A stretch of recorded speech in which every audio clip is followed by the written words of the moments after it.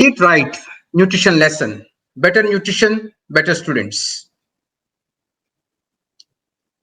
Food knowledge is as old as human beings themselves. But we have Charaka Samhita, a book compilation of knowledge about food and health from 2500 years back. This is compiled by a rishi, like a scientist or a physician. His name is Charaka. Not only from the Indian or ancient Indian regions, but wherever civilizations existed, flourished, these kind of collections have happened. For example, the Yellow Emperor's Classic of Medicine from China is a good, well-known, active, current book available. And the latest in this series is from United States by Mr. Dan Buettner. It is published in 2019, and this collects all the information about how people are living long life, healthy life, and happy life in 9 different zones in the world. So there is a lot that we can learn with the information that is available and live happily. Let us see what those details are. We have more than 10,000 foods to eat from nature. You may be wondering, where is this number 10,000? I'll demonstrate that to you. All of you must be eating lentils, beans, or pulses. If you go back into your pantry or kitchen and check, you may have only 4 or 5 varieties. But in fact, there are 40 different varieties, just the pulses in the world. All these 40 have different wonderful nutritive values, and each one is very important for a particular activity of your body. And we have compiled the complete nutritional information of all these pulses.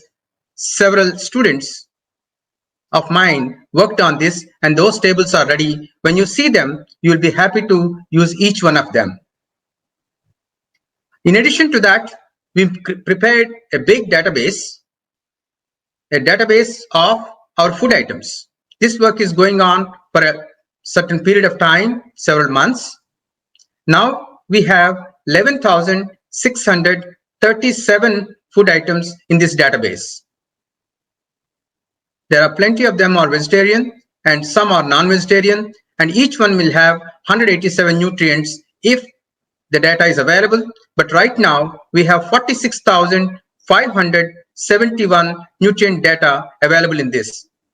But unfortunately, this is only 2% of the total data that we need as humans in the entire world.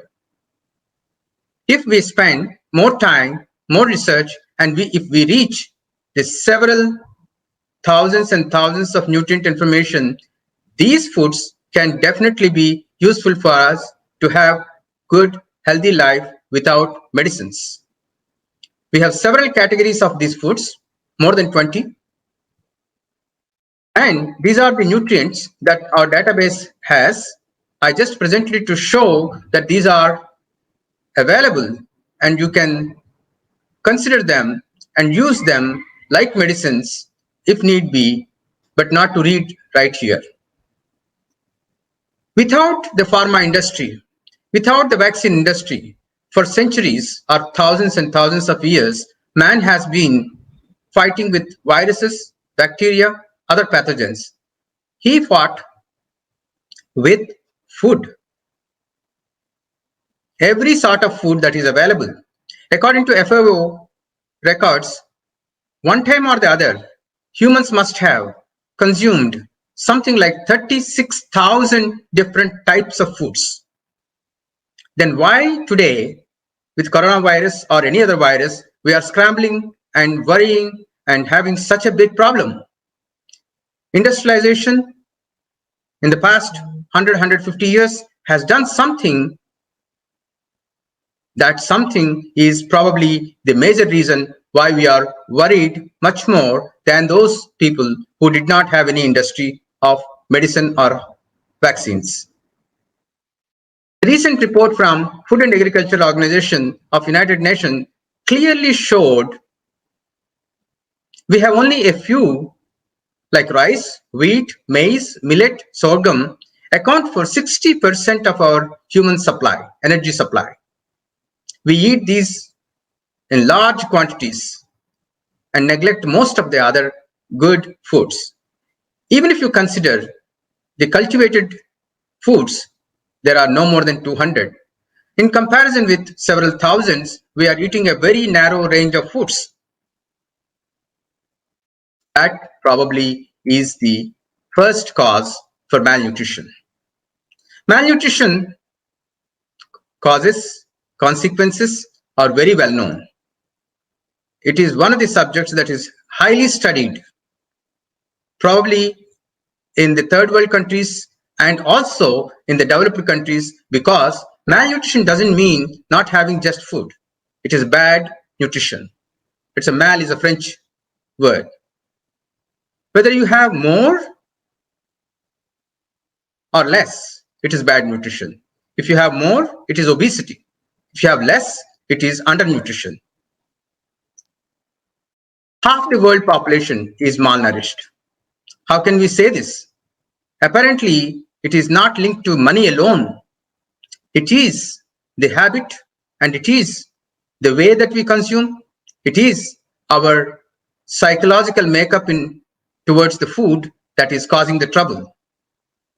And you all know very well that obesity is a major problem in Western countries like United States. Whether it is obesity or undernourishment, certainly that is a problem. Well, this is not just a problem of disease and trouble, morbidity. It is also a problem in terms of economics. The World Bank report says that India's GDP is 11.04 trillion in 2019. Loss due to malnutrition is roughly 6% for any country. In Africa, it is up to 11%. That amounts to $662 billion, which is an equivalent of 48 lakh crores in the Indian terms. Just to give a perspective, state budgets are no more than a couple of lakh crores, which means this is an enormous amount of money. If we can reduce malnutrition rapidly, country will progress economically also. Right now, India is not doing very well on the malnutrition front. If you look at the data, which I did, it is 1 to 2% maximum per year. Any natural system probably would improve 1 to 2%. But if you are serious about the country's development, keeping everything else, we must focus on malnutrition right from the child, and the way that it is being focused should be linked with the economic benefit. Not only India, any experiment that is done in India is very important for the world too, because world with a GDP of 84.9 trillions is spending 8.7 trillion on food and 8.3 trillion on health. This is a very big error in the world. We should not be spending 8.3 trillion on health, equivalent of food expenditure approximately. If we eat food right, we don't have to spend that much. Analysis of 11 million deaths concluded that dietary risk is the topmost reason for death. You may be wondering why this statement was made. This statement is made because most of these disease-causing factors, the underlying principle is malnutrition, not eating the right food. Even if they have a lot of money, even if they have a lot of food, not eating the right food at the right time results into chronic diseases, and eventually those chronic diseases are killing the people. Therefore, it is important to focus on diet and health. Food It is an asset for centuries or probably thousands of years for man to live, prosper. But today, unfortunately, it has become a liability. Therefore, we have 20 different types of diets of how to eat, and which is the main culprit of our problem. And that is because lack of good understanding at a large scale in the population. Let us consider for all the students and probably for adults also, at a basic level, what is this food doing to us? Is it causing us disease? No. Though in the previous slide, I said that that is the dietary risk. No, it is not the case. The primary function of human body is to produce energy and grow. To produce energy, we need food. If you consider human body as a factory, Fritz Kahn has shown this kind of model a century back, just to illustrate that human body is nothing so extraordinarily special. If you consider all the parts of the human body and treat it as a factory, you probably can get good answers. Then what are the constituents of food? The nutrients: carbohydrates, proteins, fats, minerals, antioxidants, vitamins. These are the major groups. And there are several other, as I mentioned earlier, micronutrients, nutrients are present that are very useful for the human body. So let us see how food actually becomes into molecules and gives us energy and other support for growth.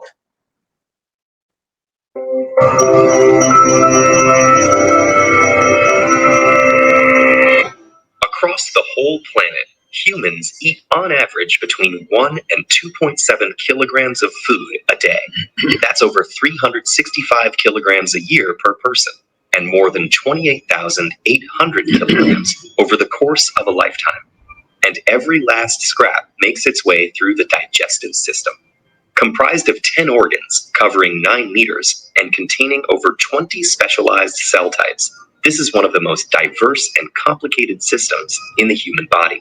Its parts continuously work in unison to fulfill a singular task, transforming the raw materials of your food into the nutrients and energy that keep you alive. Spanning the entire length of your torso, the digestive system has 4 main components. First, there's the gastrointestinal tract, a twisting channel that transports your food and has an internal surface area of between 30 and 40 square meters, enough to cover half a badminton court.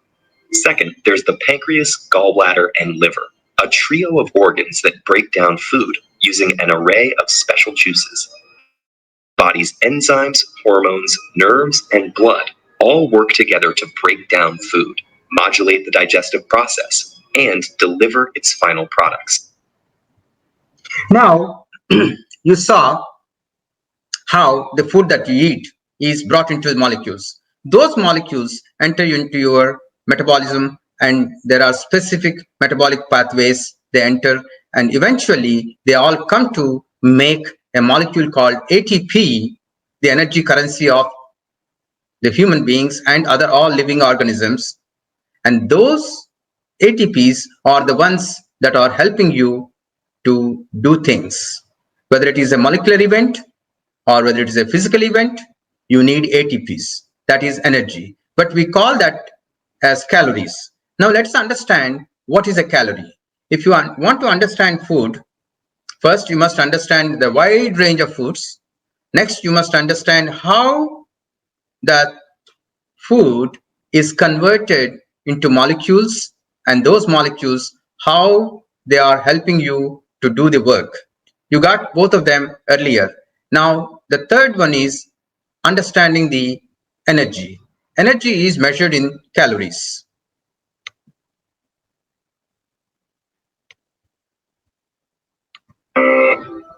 We hear about calories all the time. How many calories are in this cookie? How many are burned by 100 jumping jacks, or long distance running, or fidgeting? But what is a calorie really? And how many of them do we actually need? Calories are a way of keeping track of the body's energy budget. A healthy balance occurs when we put in about as much energy as we lose. If we consistently put more energy into our bodies than we burn, the excess will gradually be stored as fat in our cells and will gain weight. If we burn off more energy than we replenish, we'll lose weight. So we have to be able to measure the energy we consume and use, and we do so with a unit called the calorie. 1 calorie, the kind we measure in food, also called a large calorie, is defined as the amount of energy it would take to raise the temperature of 1 kilogram of water by 1 degree Celsius. Everything we consume has a calorie count, a measure of how much energy the item stores in its chemical bonds. The average pizza slice has 272 calories. There are about 78 in a piece of bread, and an apple has about 52. That energy is released during digestion and stored in other molecules that can be broken down to provide energy when the body needs it. It's used in 3 ways. About 10% enables digestion, about 20% fuels physical activity, and the biggest chunk, around 70%, supports the basic functions of our organs and tissues. That third usage corresponds to your basal metabolic rate, a number of calories you would need to survive if you weren't eating or moving around. Add in some physical activity and digestion, and you arrive at the official guidelines for how many calories the average person requires each day. 2,000 for women and 2,500 for men. Those estimates are based on factors like average weight, physical activity, and muscle mass. So does that mean everyone should shoot for around 2,000 calories? Not necessarily. If you're doing an energy-guzzling activity, like cycling the Tour de France, your body could use up to 9,000 calories per day. Pregnancy requires slightly more calories than usual. And elderly people typically have a slower metabolic rate. Energy is burned more gradually, so less is needed. Here's something else you should know before you start counting calories. The calorie counts on nutrition labels measure how much energy the food contains, not how much energy you can actually get out of it. Fibrous foods like celery and whole wheat take more energy to digest, so you'd actually wind up with less energy from a 100-calorie serving of celery than a 100-calorie serving of potato chips.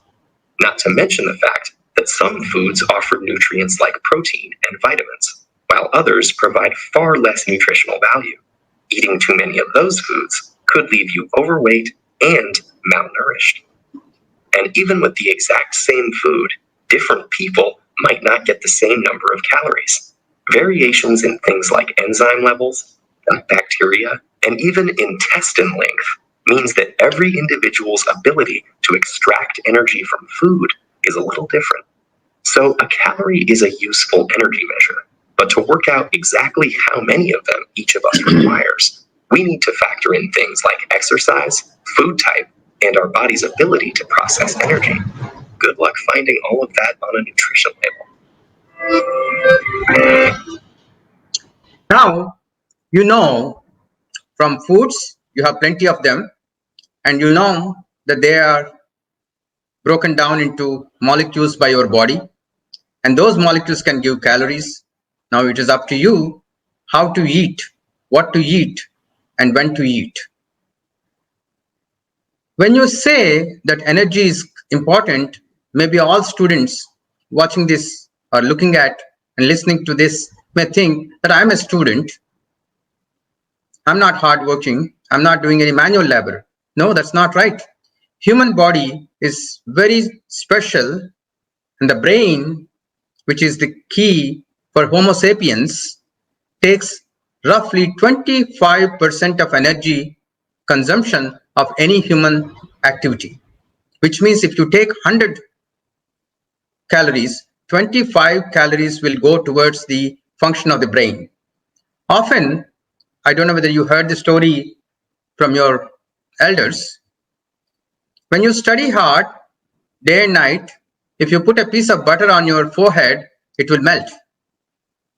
If you want, you can do this experiment to demonstrate that brain needs energy and it gets heated up, and all students must pay attention to have good quantity amount of calories so that your brain can function well.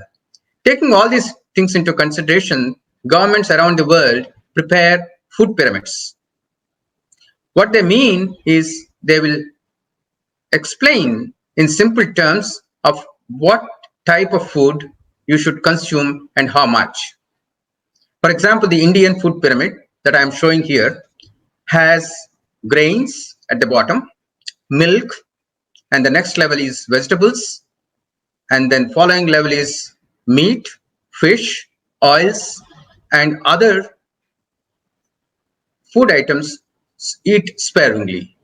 So these items to eat adequately, liberally, moderately, sparingly, you should decide based on your taste, availability, seasonality, including the calories that you need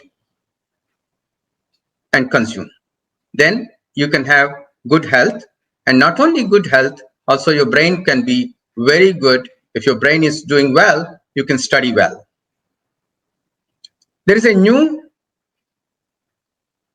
pyramid created by a physician by name Mike Israetel for diet and growth. He suggests the quantity of the food is important, then the composition, then look for micronutrients, then strictly follow timing, then take water into consideration, then any other supplements that you may take can have only 5% value. So considering these kind of ideas, pyramids, you yourself have to experiment, understand your body, and prepare your own way of eating. If you were to follow the traditional way, you don't have to. Your grandmothers and your ancestors, your family has a set way of making food, and that probably worked very well for a long time. Now, either you take a lot of knowledge and try to implement to have the same results, or if possible, go back to those traditional methods which worked for you. When I say for you, you inherited your genes, and genes have a good role in your metabolism. Therefore, that knowledge is necessary. In any case, changing times, we need to know our food much more than getting back to the ancient information. So the action items. What are the action items? The first action item for all students, I suggest as a simple exercise, as it was said earlier that this is a class, and the class you can go back and see Eat Right India, Government of India's program, and understand what is said for you to follow. But from what I have narrated so far, you can easily see that you have to have good balanced diet. You eat a variety of foods, you count your calories, you listen to your body and get nutrition knowledge so that you can apply that for your own benefit. But the question is, how do you get the nutrition knowledge? Not only in your textbooks, even in the master's, bachelor's, medical textbooks, the nutrition knowledge is extremely less. In fact, it should be started from grade 1. If we start the nutrition knowledge from grade 1, then children may appreciate to eat more. However, it is not easy. So we created a situation where you can learn the nutrition knowledge in a fun game way. Man is a beautiful machine made of a million molecules. Man is an extraordinary energy-producing factor. Food, water, and oxygen are the raw materials for the body. What is food? Proteins.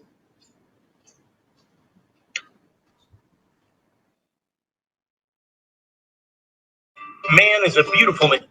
Man is an extraordinary energy-producing factor. Food, water, and oxygen are the raw materials for the body. What is food? Proteins. Fats, minerals, antioxidants, vitamins, carbohydrates, giving thousands of molecules to living well. Nature has more than 10,000 foods for humans to eat. Food is used as medicine for thousands of years by man. But now we use medicines to live and neglected food. Modern medicines and medical advancements added years to life. But food has become the top global mortality risk factors because people do not have good knowledge about it. To be healthy and add life to those years, let's use food as medicine. The Ahar Game gives a lot of information and knowledge about the thousands of foods to eat well and enjoy. The Ahar Game can help you to use your food as medicine. Let's play the Ahar Game to learn to live a healthy, happy, long life. That's what I Thank was you, about Dr. to Rao. say. Dr. Kochhar will continue as a physician. It was really wonderful and informative talk. And I'm sure students have learned many new things in today's lesson. To continue further, I request Dr. Bharti Kochhar to have the second session. Over to you, ma'am. Thank you. Excellent. Thank you very much for having me. I'm very much looking forward to speaking to you all about food and health. This is a very important topic as a gastroenterologist. I'm a physician that takes care of patients with stomach and liver disorders, and so I spend a large part of my day talking about food to patients. And so we'll revisit some concepts here. So coming back to malnutrition, you've heard, mal means bad. And so malnutrition, hopefully, as you know, to reinforce now, means bad nutrition. And that is either because of not having enough food, a poorly balanced diet, and actually even too much food. And so the traditional definitions, medical definitions of malnutrition, you can see illustrated here.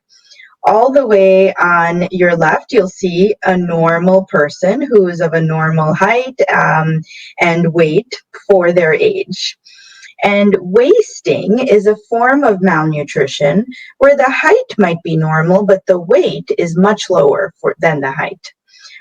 Stunting is another form of malnutrition where the weight might be normal, but the height is much lower for the age. And being underweight is what many people know. Essentially, the height and weight are not as much of an issue, but the weight is much lower than the age. And this is actually what a lot of pediatricians track as they're following children and their growth. But we do look for proportions as children are growing for height, for age, and weight for height as well to identify areas early of potential malnutrition. So despite the current pandemic, malnutrition has been an epidemic for decades now. We talked about some of the forms of malnutrition. Stunting, where children are not tall enough for their age, is the most prevalent form of malnutrition, with 144 million children under the age of 5 estimated internationally in the recent estimates to be stunted. Wasting, which is the other form of malnutrition we talked about, where children are too thin for their height, is still common, and 47 million children under the age of 5 meet criteria for wasting internationally. And much more recently, obesity has joined the ranks of malnutrition, sadly. And under the age of 5 internationally, there's about 38 million, probably a little bit more, children who are considered obese. And this is actually a big problem in India. India and China actually have the largest number of children under the age of 5 who are considered obese. Later on in the lecture, we'll talk a little bit more about all of the ramifications of this. And with all of this malnutrition, at least 5 million children die each year due to one form of malnutrition or the other. So hopefully you can see that malnutrition is actually a very important topic for children to understand. To continue talking about nutrition, I want to take you back through a journey that the food takes in your body. So I know you had a basic layout of the anatomy of the gastrointestinal tract, but it's very important to understand the different functions so you understand what nutrients really are. So let's take, for example, one unhealthy food just for fun. If you eat a samosa, you use your jaws and your teeth to break it down in your mouth. And as you're doing that, you have salivary glands in your cheeks. And these salivary glands produce saliva. Saliva is that wet fluid in your mouth that you get when you put food in it, or the wet fluid in your mouth that you get when you're craving some food. Maybe now you're thinking about a samosa. So saliva breaks down the food not just by making it soggy, but also by secreting enzymes, which is what you heard about in one of the videos earlier. So enzymes are these proteins that help speed up reactions, in this case, breaking down big particles of food into small particles of food. And when it's small enough and safe enough, and this is what you learn as a baby, you swallow the food into your esophagus or food pipe. And so this portion here that goes from the back of your mouth all the way to your stomach is your esophagus. Food doesn't spend that much time in your esophagus if everything is okay with your esophagus. And so the pieces of food that were broken down in your mouth just get pushed into your stomach. The esophagus is a muscular organ. It physically pushes the food down. But also, this is the reason that you have to sit upright when you're eating so that you can let gravity help the food get into your stomach. And once the food is in your stomach, it spends actually a couple of hours in your stomach, somewhere between 2 and 4 hours. The stomach secretes enzymes and acid to break down the food even more. And it actually starts the process of absorbing some of the nutrients or the microparticles in the food that you just put in. And so the stomach is also a very powerful grinder. And it breaks down the food into even smaller pieces and pushes it forward into your small intestines. Your small intestines are divided into 3 parts. The first part of your small intestine is called the duodenum. And in this part, the gallbladder secretes bile and the pancreas releases more enzymes to help break the food down even more. And once all of the breaking down of the food has happened, the small intestines pushes all of whatever is left in there into the second 2 parts of your small intestines called the jejunum and the ileum. And together, your whole small intestine is an organ that measures approximately 7 meters long. And it's all folded inside in your abdominal cavity, which is what you think of as your belly. And the small intestine's main job is actually to absorb nutrients. And so it takes away whatever it needs to from the food. It really extracts everything that's needed. And these nutrients go to various parts of your body. And whatever is left that is not needed in the body, that your body could not at this point break down at any one of these points, gets pushed into your colon. This is after it spends anywhere between 3 and 6 hours in your small intestines. So already, if you think back, you ate food and then it spent 2 to 4 hours in your stomach and then 3 to 6 hours in your small intestine. So this is a slow process that takes a lot of time. Once food is in the colon, after the small intestine, the colon is also known as the large intestine, and this is an organ that wraps around your belly here.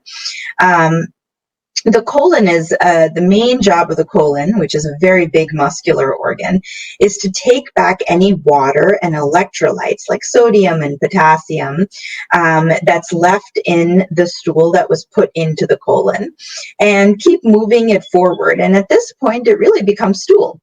And so the rectum is this very last part of your colon. It's a very muscular organ that you train as a child to store. And it stores the stool. And when it is socially acceptable for you to let all that out, then you do. And that's the process of how your food that you put into your mouth many hours later, sometimes days later, becomes your stool.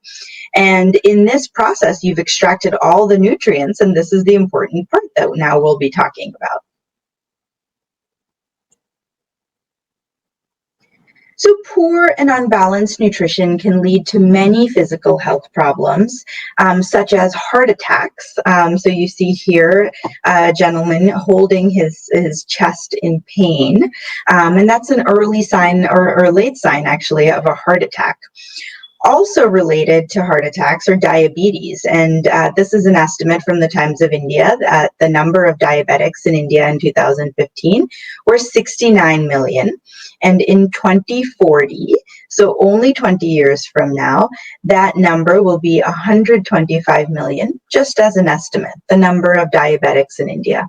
So you think about how related, and this is type 2 diabetes, the kind of diabetes that happens because your body producing insulin is not able to respond to it, the insulin, in the same way, and insulin is meant to lower your sugars.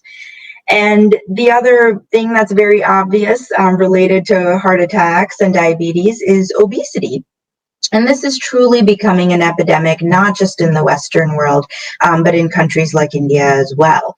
So all of these things, heart attacks, diabetes, obesity, they're tied together by something called metabolic syndrome.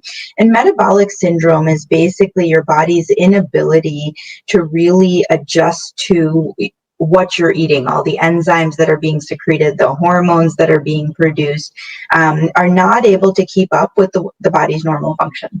And so as part of this metabolic syndrome, you can get fat deposition in your liver, which is a very important organ. You can get cholesterol and plaque buildup in all the blood vessels in your body. You're at risk for strokes. And these are all terrible consequential conditions over time. Now, obviously, none of this is immediate, but can certainly happen over a long period of time, and it's very important to keep in mind. Other things that people don't necessarily think about as associated with food, but what you put in your mouth can definitely cause abdominal pain. Not just if it's gone bad, but there are many people, or not just if you have a particular health condition, but there are many people who are very sensitive to certain types of foods. And one of the leading causes of gastrointestinal distress, abdominal pain, gas, bloating, nausea, is related to food that you put into your body. I always tell my patients, what's the one thing that's hitting your stomach? It's the food that you're putting in. So let's start thinking about that. Other things that diet and poor or unbalanced diet can cause are something called anemia or low blood counts. So low blood counts can cause things like feeling very tired and fatigued, feeling short of breath, not being able to breathe enough, having an increased risk of infections, actually, because you do need an appropriate balance of blood cells to fight infections. Some people with anemia feel cold all the time because there isn't enough blood necessarily to reach the ends of your body. And actually, having a poor and unbalanced diet can even result in some types of cancer. And the most studied cancer is colon cancer, which is a little bit obvious because what is, again, the one thing that your colon sees, which is all of the leftover food after all the nutrients are taken out. So for a long time, people have thought that there's definitely risk factors, dietary-based risk factors for colon cancers. And so they include diets that are very heavy in red meats and heavy in charred foods, or foods with lots of nitrogen in them. And there's other cancers too that are now increasingly being thought of as cancers that we could decrease risk for based on dietary therapies. Food is also the best source of vitamins, which are essential nutrients that we need in just small amounts for everything in our body to work well. That's the simplification, of course. But since our body can't make these nutrients, we must get them from somewhere else. And the best place is actually in the form of food. Vitamin deficiencies can lead to many problems, and here are just a few examples to convince you of this. A deficiency in vitamin B7, which is also called biotin, can cause brittle hair, you see here, and very brittle nails. Iron and vitamin B deficiencies can cause cracks at the sides of your mouth, something we called angular cheiliosis. And actually, they can be quite painful. I see patients in my clinic just for things like this, and it ends up being a vitamin deficiency. Bleeding gums can actually be due to a deficiency of vitamin C, something that used to be called scurvy, actually. And a deficiency in vitamin A can cause night blindness or a decreased vision at night. A deficiency in many B vitamins and zinc can cause various sorts of skin rashes. And iron and zinc, vitamin B3 and vitamin B7 deficiencies can actually contribute to hair loss. So again, these are just some of many examples of why vitamins are important, and of why thinking about what is really going into your body is very important, because that does actually cause many of these health problems that we're talking about. Another very important aspect of health is your mental health. The connection between your gut, which is where your food is, your small intestines, your large intestines, your stomach, and your whole gastrointestinal tract, and your brain is actually now very well described, and it's called the mind-gut axis. And after the brain, which is called the central nervous system, and the nerves at the fingertips that help you feel and sense, which is called the peripheral nervous system, the gastrointestinal tract actually has the second highest number of nerves of any organ system in your body. So it's really an organ that can feel very much, and it communicates very much with your brain.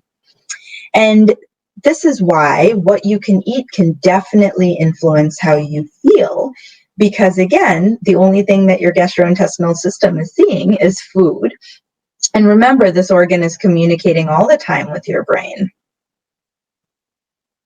So there's actually increasing data to show that poor diets are linked with mental conditions such as depression, anxiety, attention deficit and hyperactivity disorder, also known as ADHD, poor sleep, and actually even memory loss over quite a long period of time. So I really hope I've provided enough examples of how food can affect your health. So let's switch gears now and come back to the microbiome, which you heard about a little bit. The microbiome is the whole universe of microscopic organisms that live inside the human body. It's actually everywhere from the skin to the stomach to the intestines. And these are micro, or really, really small and invisible to the naked eye, organisms, which include things like bacteria, fungi, and viruses, and they strike a very unique balance and live together in your body. So let us show you a fun and short video to better explain the microbiome.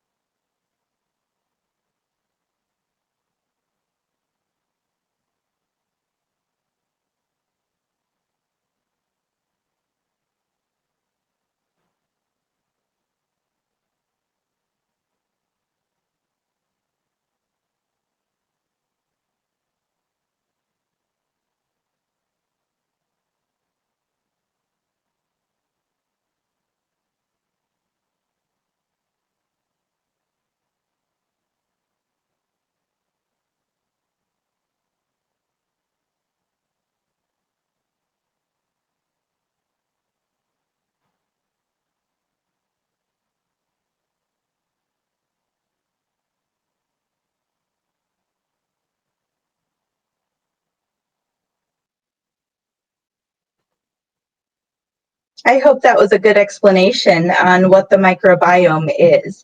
The microbiome is really the frontier of nutritional sciences. We'll talk about that in a little bit.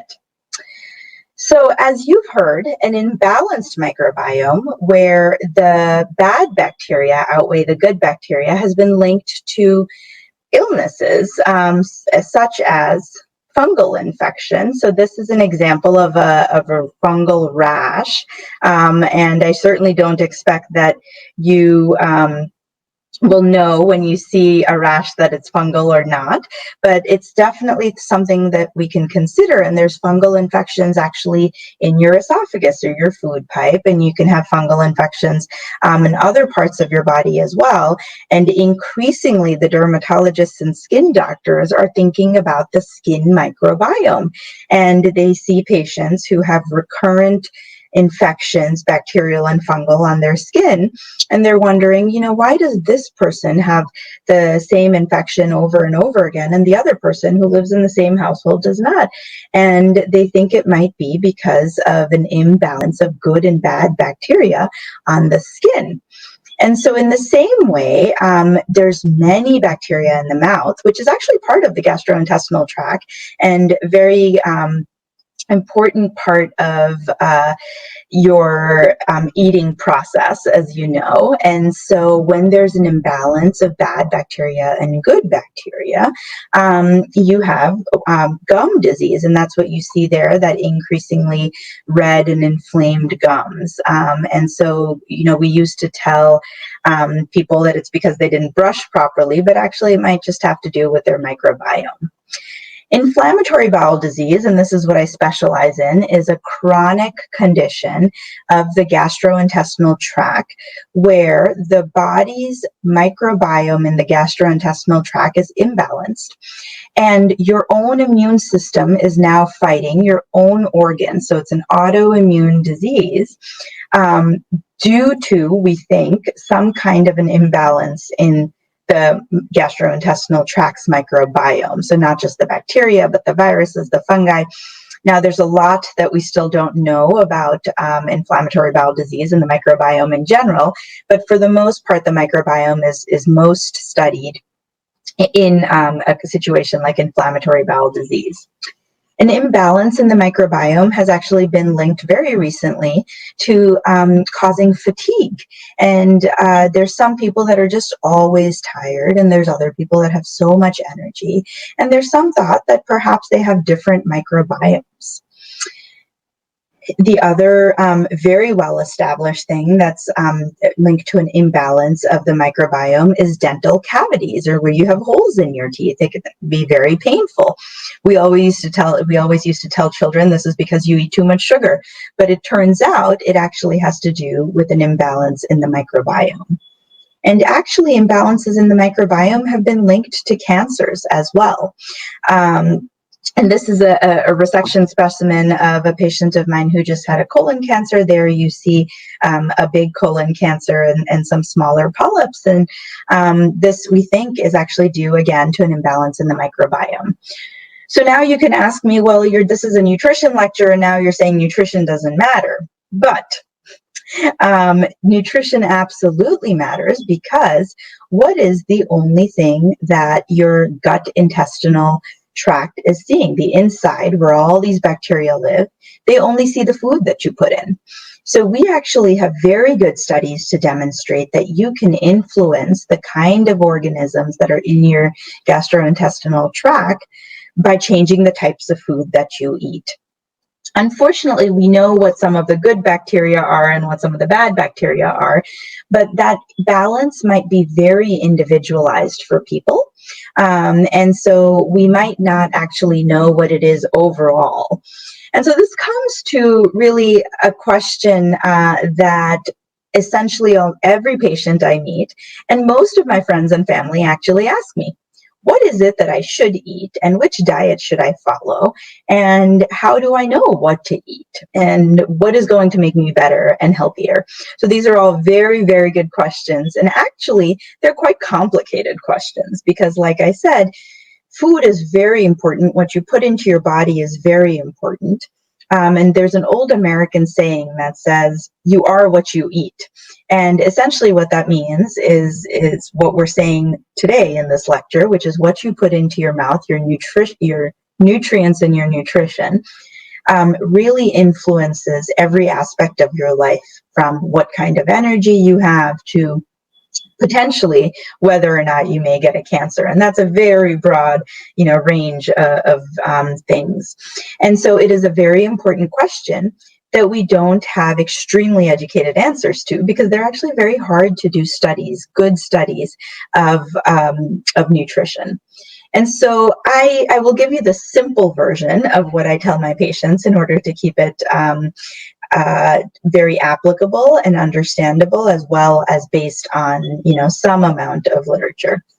And so what I tell people is that fad diets, the kind of diets that you hear about on TV, read about in a magazine, or know a celebrity who did this diet, or your friend or your neighbor started this diet, those kind of diets don't work. In fact, many of these diets actually end up, you unnecessarily restrict a variety of foods that you should be eating, because they say you shouldn't eat this and you shouldn't eat this, and you end up being on a very restricted diet. And what you really need is a well-balanced diet.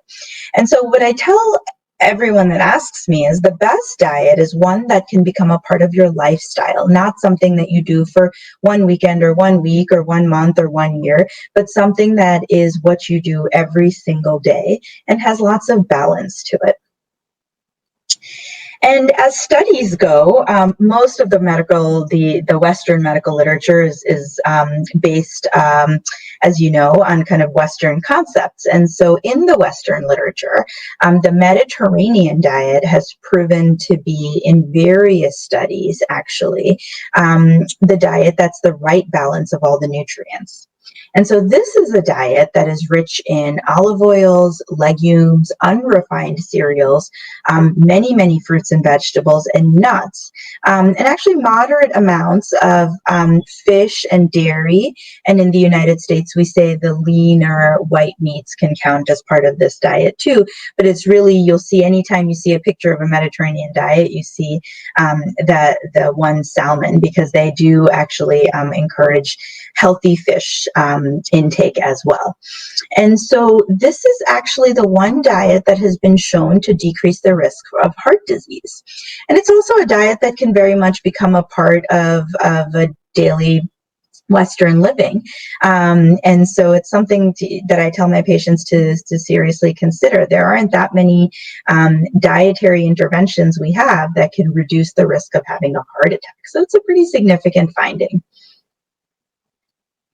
And another major aspect that may impact how food affects the human body is how food gets to us. And this is something that many people don't think about.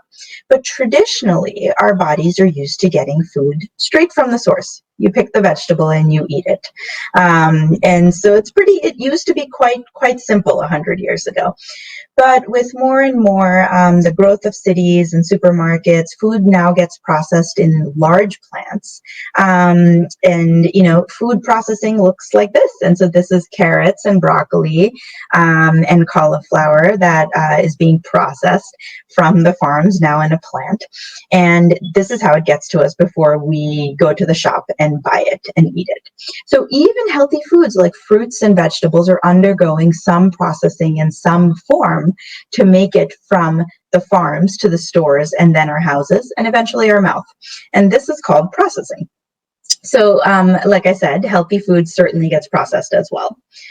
And in a modern society, it's difficult to avoid processed foods when you're busy, and you can only go to the supermarket to buy vegetables. That's how you have to deal with that. But I do counsel my patients to avoid ultra processed foods to the extent possible. And so what that means, ultra processed foods is difficult to really know, but the first thing I say is if it comes in a bag, a box, a can, or it has to be unwrapped in any way, so here's many examples, that's pretty ultra processed, or at least processed on some way, and so avoid those. And then I say read the label. Look at this label. And if you don't understand or know many of the words that are on the label, does Red 40 Lake sound something like something you should be eating? Does vanillin artificial flavor sound like something you should be eating? So if you don't know what the words are on the label, it's ultra processed. So definitely avoid that. And so while we don't really know what the best diet is for, a specific health condition, or the best diet is for your general health, I think using some big principles like this will help you make the right decisions in picking what to eat and what not to eat. And so coming now to talking about the future of food as medicine, which is, really where we started. Certainly there's a lot of interest in this. And so one of the things, we'll end with is where things are now and where things are going. But this concept of food as medicine, as we started this lecture, Dr. Rao talked about Charaka in 500 BC. Hippocrates, the father of modern allopathic medicine, actually said in 400 BC, your nutrition is your medicine. And so back then, that's really all we had. In the interim, as the human lifespan has increased, we've made a tremendous number of slides and tremendous number of strides in the progress that is needed from a chemical standpoint to help the human body along. And now that we spent 100 or 200 years doing that, we're returning back to the BC era and really investigating what we can do to keep our bodies healthy and figure out what our body was designed to experience. So there are actually now approved dietary therapies to treat GI symptoms like abdominal pain, gas, and bloating. Monash University in Australia has developed a diet called the low FODMAP diet, and that's a diet that's low in fermentable sugars that many healthy foods actually have, especially fruits, that can sometimes cause a lot of disruption to people's gastrointestinal tracts. And so what I tell my patients about this diet is it's one of the only diets that has withstood randomized controlled trials, or the best way of testing whether a diet works or not. And so it is a good diet, but because there's very many healthy fruits and vegetables that have a lot of these fermentable sugars or carbohydrates in them, it's not a good diet to follow long term, but it's a good diet to use as needed for symptoms.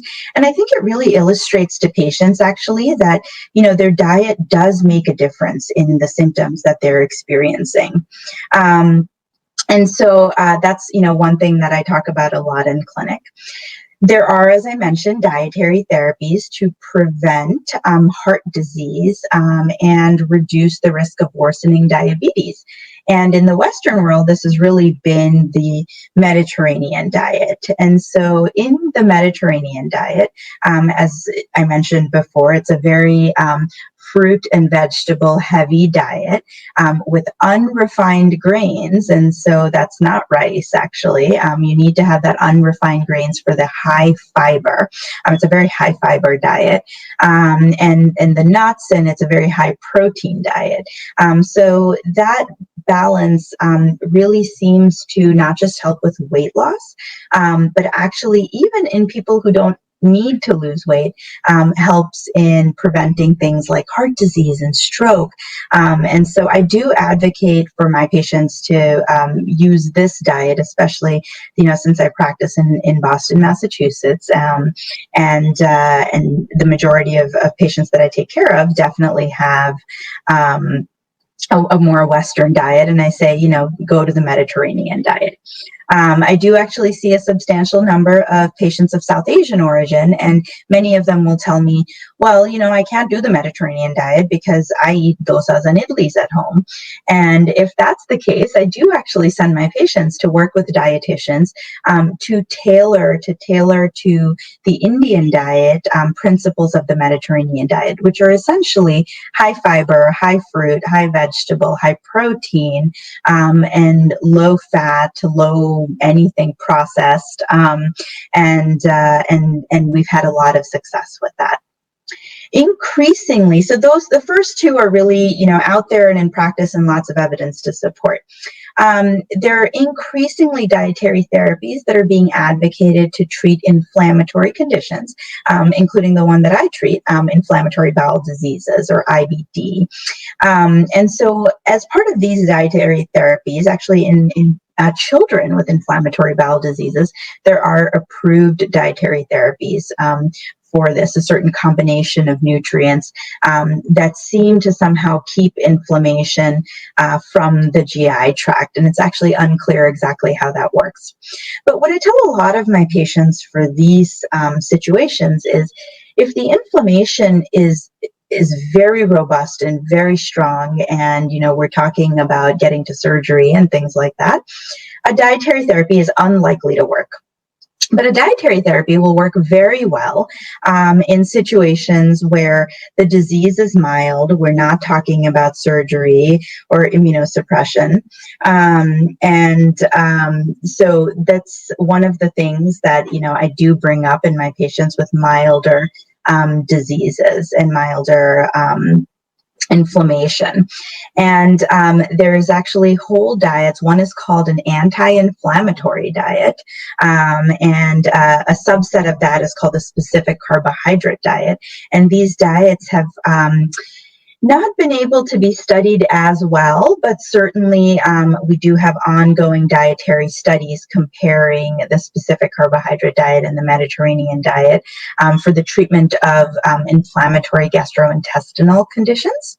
And some of my patients with inflammation in other places, like their joints, also use the anti-inflammatory diet and find some reasonable success with it, at least symptomatically. And so what that means is, earlier this week I had a patient tell me, my ulcerative colitis is severe and I'm having lots of diarrhea and bleeding, but I tried the anti-inflammatory diet and at least my energy got better. And then she asked me, well, why did my energy get better? And I don't really have an answer to that, except I said, food is actually very important to how you feel on the whole. And so perhaps getting to a diet that addresses some of the inflammation in your body is actually what you needed to do. One of the other things I mentioned, and this is actually very experimental, we're nowhere close to recommending this to patients, but is dietary therapies to prevent cancer. And so when I say dietary therapies, it's likely a looser term. I probably mean more like dietary recommendations to prevent cancers. And certainly for all my patients who are at very high risk for colon cancer, because that is a condition that I treat a lot, I tell them, you have to avoid the charred meats, the red meats, and these heavy fat diets, and you really have to get to a healthy Mediterranean diet, or what's called a pescatarian diet. It's essentially vegetarian with fish, to decrease your risk of getting a colon cancer. And as we discussed before, I think that's a reasonable, it's a reasonable assumption, because the only thing your colon actually sees is the food particles. But there are actually some thoughts that there might be cancers in other parts of your body that we could potentially modify by changing your diet. So that's all very experimental, but I would not be surprised if in the next 10 or 20 years there's more data to support that. And then lastly, one of the things that we're really thinking about very seriously is, how does the diet modify the microbiome?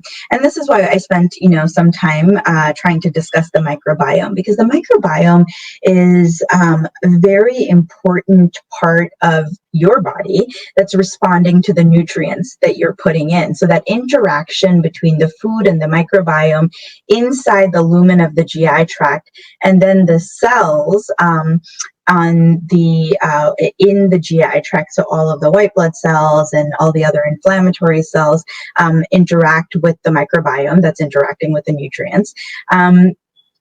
So there's definitely some thought that the nutrients will influence the microbiome, and that makes a lot of sense. But we don't have very good data at all on how to tell someone to change their diet so that they have a better microbiome.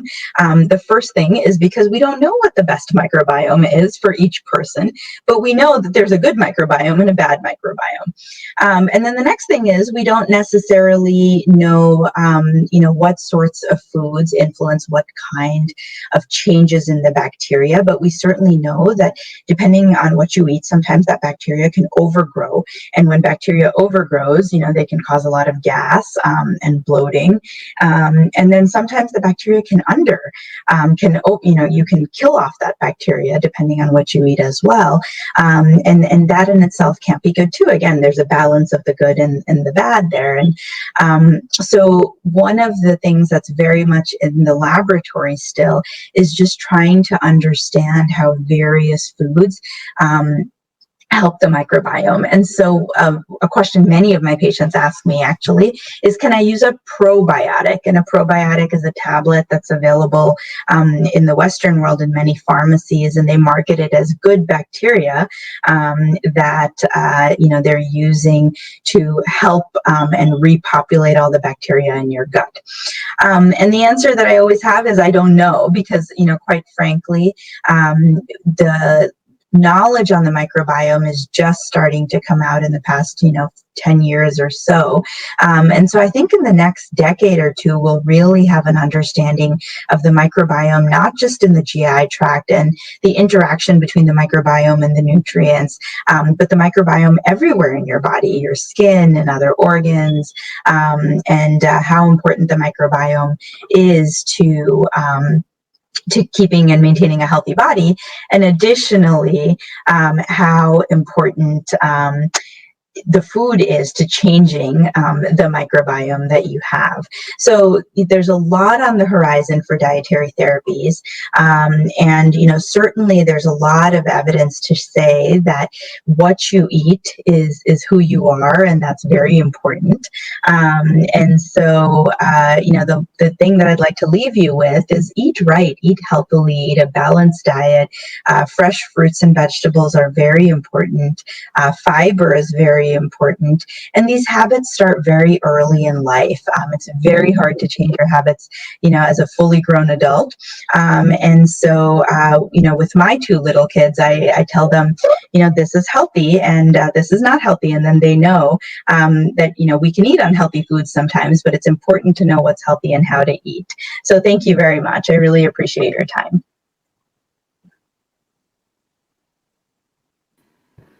Thank you, Dr. Kocher. I request Dr. Rao to continue with his message about this nutrition lesson. Over to Dr. Rao. Yes. So shall I present and conclude? Yes, we have 17 more minutes with us. So we will pass on message. Yeah, please go ahead, sir. So are you able to see my screen? Not yet.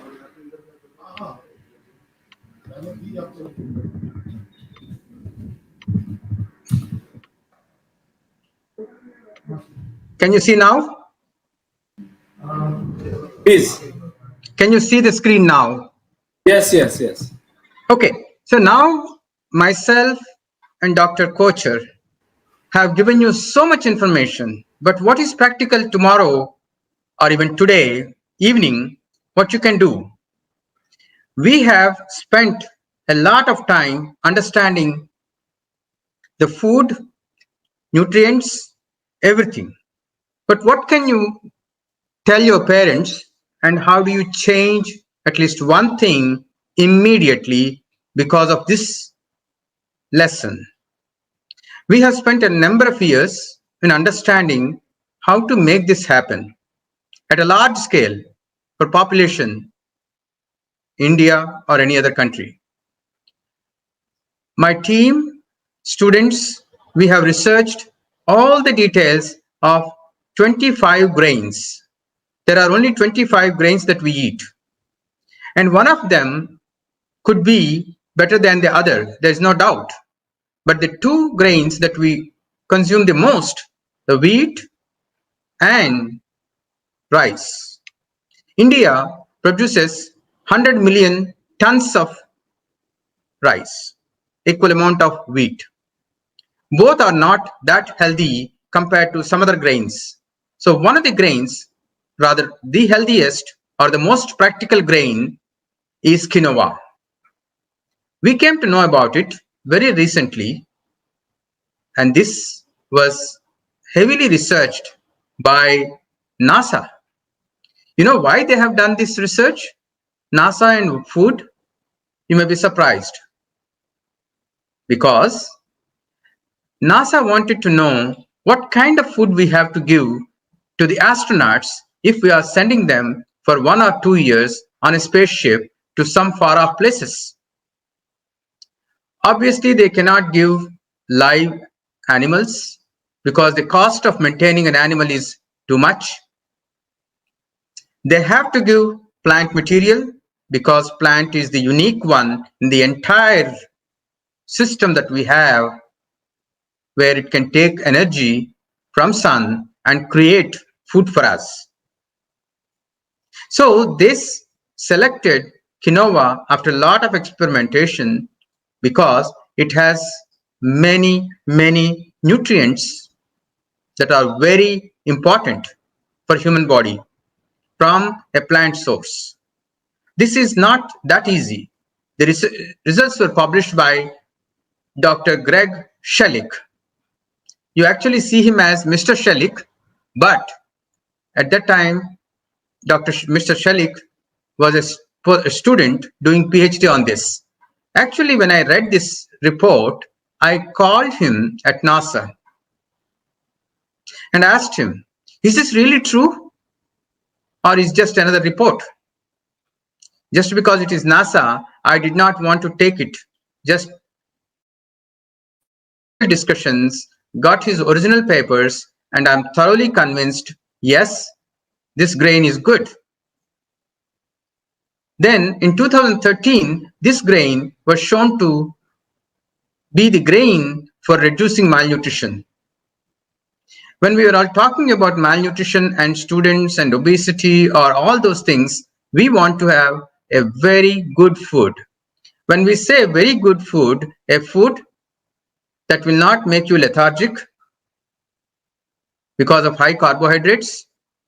At the same time, it will give you enough strength with good proteins. And much more important than these two is the fiber that is required for your gut biome to keep you happy and healthy. So all these parameters are checked for quinoa, and 2013 is declared as the year of quinoa. Then 2015, Time magazine has asked several experts, and 4 out of 5 experts said that this is the grain to reduce malnutrition, improve your health. So immediately I checked and all the details and went to Bolivia, Netherlands, Canada, where it is being grown, saw how it is done, and got to India. And in India, I was told that it was 1200 rupees a kilo. I was surprised. As a biology student, I was surprised that a grain that can cost 1200 rupees cannot be suggested to anyone to eat, leave alone students. So I went and started growing them in Araku Valley, almost similar conditions like some of the quinoa growing areas. For successively 3 years, we have grown and took it to the supermarkets and told them that for 60 rupees a kilo, I could produce this. Why are you selling at 1200 rupees? We started introducing the Dr. Quinoa brand, and now we are selling, even today, it's still going on for 200 rupees a kilo. This food is very good. The fiber content is so high that you may probably eat half of what you can eat as rice, which means the cost of this grain is 100 rupees. If everybody adapts, it will be like any other millet or rice. Not only there, we went and planted in Ladakh, from Ladakh to all the way Dehradun, Haldwani, near Nainital, in many locations in the Himalayan belt. And we are very sure that this can grow very well in India because the cousin of quinoa, even though quinoa is from Bolivia, the cousin of quinoa, Chenopodium alba, is grown in India very well. It is growing very well. It is called batua. Those who are from North India area definitely know that the batua leaves. So if we have taken quinoa, can we reduce malnutrition? We have gone all the way to do these experiments. We have grown, processed, packed, sold, and in many, many households, now it is available. And right when we started, it was very few people. We were the second one probably started selling, though we were the first one to start growing in India, in the southern India.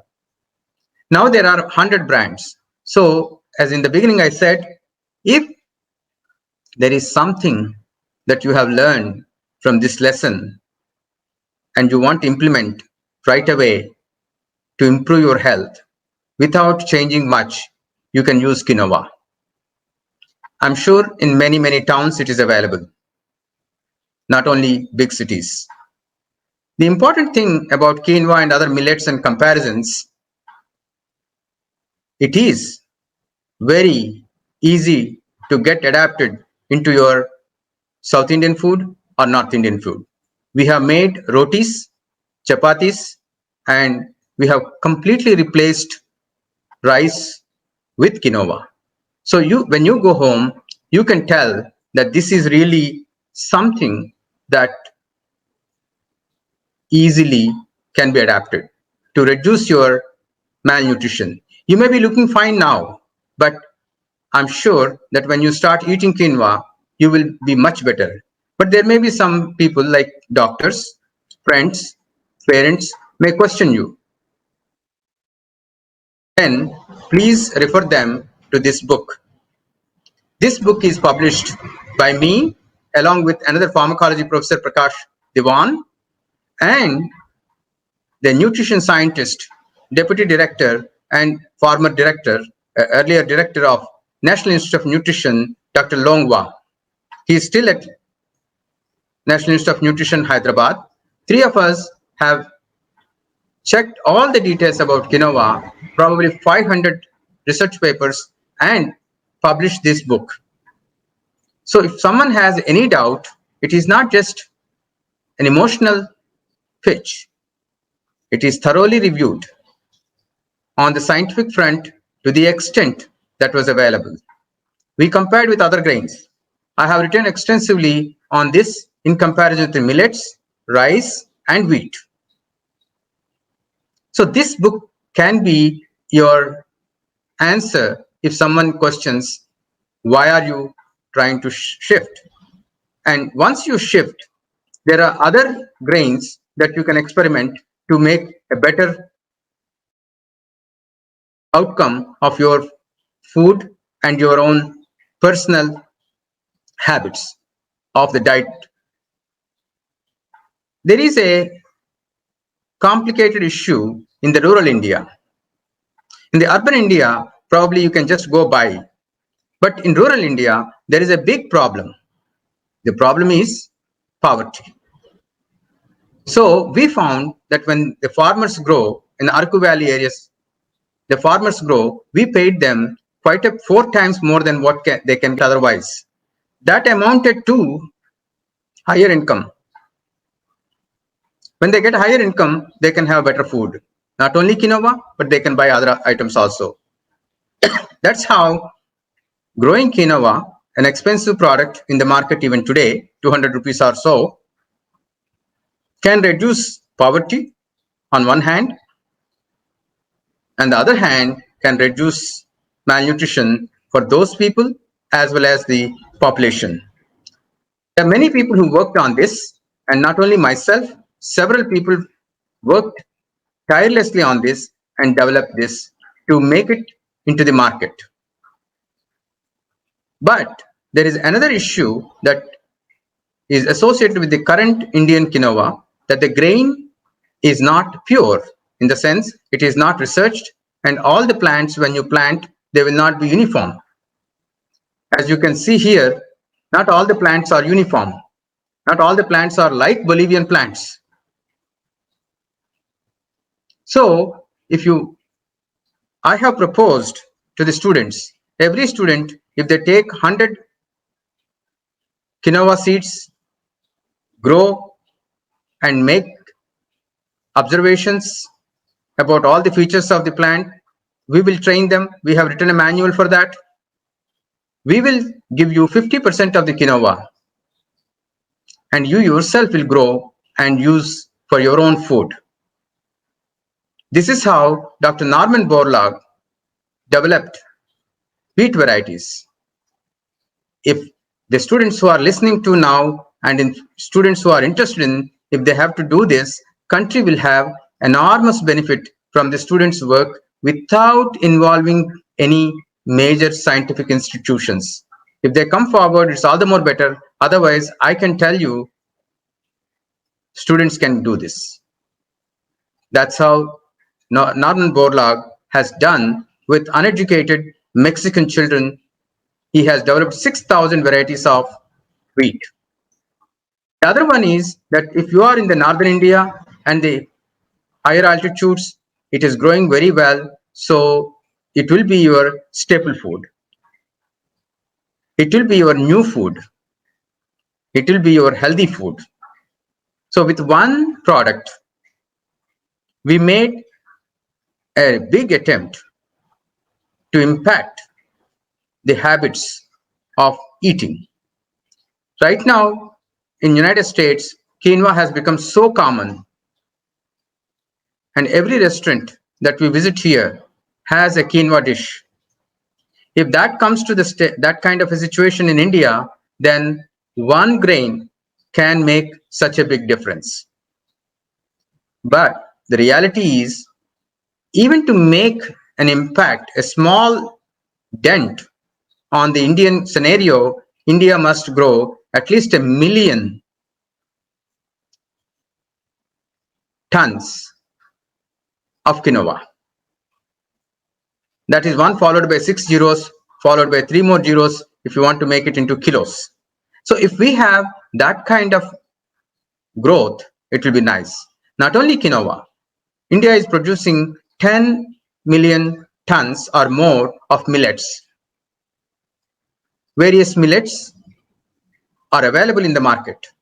So if it is available, please take the millets and combine that with your regular food habits.